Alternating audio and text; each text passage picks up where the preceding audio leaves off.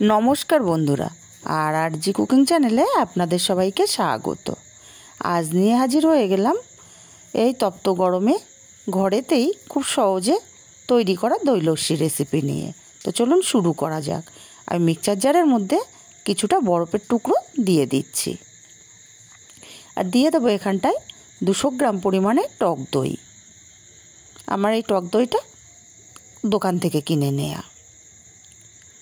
এবার এখানটা আমি দিয়ে দেবো 1 মুঠো কাজু বাদাম, দিয়ে দেবো স্বাদ মতো বিট লবণ আর দিয়ে দেবো এখানটায় 4 চামচ চিনি।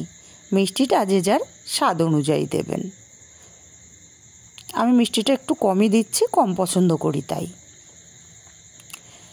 এখানে দিয়ে দিচ্ছি 3 চামচ পরিমাণে গুঁড়ো দুধ। সব কিছু উপকরণ খুব ভালো করে ফেটিয়ে নেব। এবার আমি গ্লাসের মধ্যে 1 চামচ করে টক দই দিয়ে দিচ্ছি। এদিকে আমার এটা ফেটিয়ে নেওয়া হয়ে গেছে। এবার আমি গ্লাসের মধ্যে ঢেলে দেব।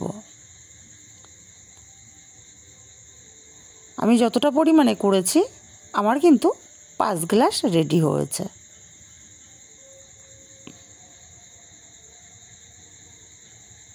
দোকানের চেয়েও কিন্তু স্বাদ ভালো হয় এইভাবে তৈরি করলে। ওপর থেকে বিট লবণ ছড়িয়ে দেব